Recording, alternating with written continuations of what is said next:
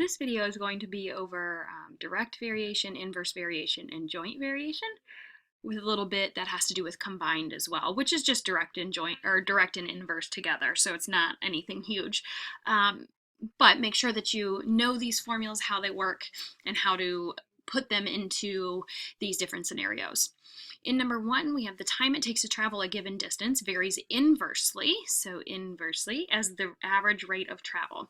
So inverse variation is y equals k divided by x. So if we want to set this up using this information, the time, so I'll set this up. Time varies inversely as the average rate of travel. So this is how we would set the problem up. So we have two separate scenarios. So averaging 42 miles an hour, which would be your rate, it takes John 5 hours to drive to Pittsburgh. So 5 equals our constant over 42.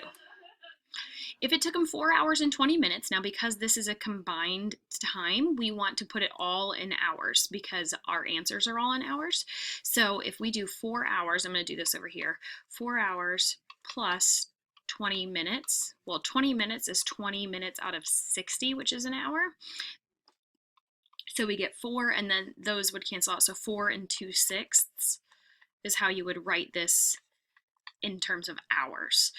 If you want to write that as a mixed number or as an improper fraction, which would probably be the best bet, 6 times 4 is 24, plus 2 is 26, so 26 over 6. Okay, so it took him 4 hours, so 26 over 6 is the time, equals our constant over what was our rate of travel. Well, if we multiply both sides here by 42, we get that 42 times 5 is equal to our constant. Over here, if we multiply both sides by r, we get r times 26 over 6 equals our constant. Well, if these are both set equal to k, then this is equal to this right here. So we take 42 times 5 and set it equal to r times 26 over 6. So we're going to multiply by the reciprocal, which is 6 over 26, to get those to cancel and leave you with just your rate, and multiply this side over here by 6 over 26 as well. And when you multiply all of that out, you end up getting 48.5 as your average rate, so C. So making sure that you have all one unit, so hours only, and that's because our answers are all in hours, and our other one is in hours as well. All right, number two, the volume of a sphere varies directly with the cube of its radius. So if we are doing direct variation is y equals k times x. So if the volume varies directly with the cube of its radius, so r cubed, so that would be b. All right, number three, Hooke's law states that the force required to stretch a spring varies directly. So we have a y equals kx, but let's put it in these terms. So the force varies directly at the distance. So we have two scenarios. Scenario one is a 10-pound force stretches 2 inches. Our second scenario is what force to stretch 5 inches. So if I divide by 2 to get k by itself, I get 10 over 2 equals k. And if I divide by 5 to get k by itself, we get f over 5 equals k. Well, again, since these are both set equal to k, this one and this one will be equal. So we take 10 over 2 and set it equal to f over 5. So you could treat this as cross multiplying if you want. However, 10 over 2 is just 5. And then we would multiply by 5 to get the 5 out of our denominator here, giving us that the force would have to be 25 pounds. And that would give you answer C.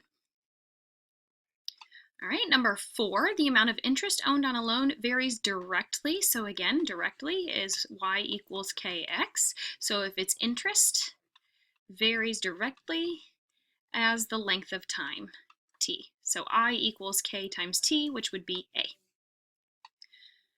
Number 5, inversely proportional. Okay, so inversely proportional would be Y equals K over X.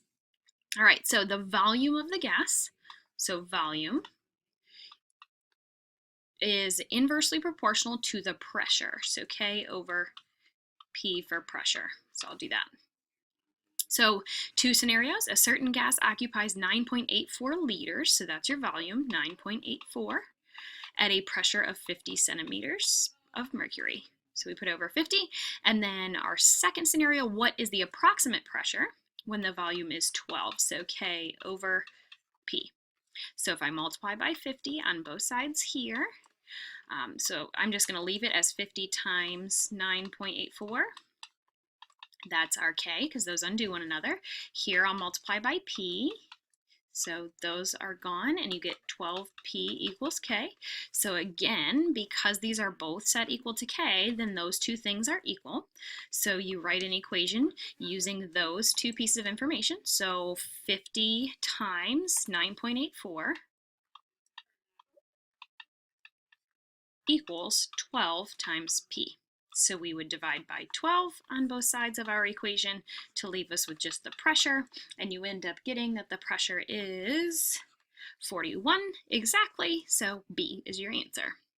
All right, so number 6, which of the following is Z directly proportional to X? So remember, directly means Y equals KX, and inverse, so this is direct, inverse is Y equals K over X.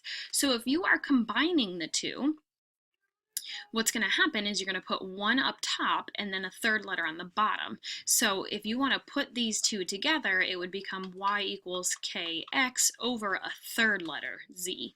So you just, directly is up top, and inverse is at the bottom down here. So now I just want to use the letters that are given to us in this problem. So Z is directly proportional, so K times Z, and inversely to the square of Y, so Y squared. So Z over Y squared. Why did I put Z? Oh my gosh. Never mind, sorry. That's supposed to be an X. So kx over y squared. So the only one that has x over y squared would be C. And all they did here was just put the k afterwards. So they just took z equals and put x over y squared and then the k after the fraction. But these are the same thing. There's really no difference. It's just the way that it's written.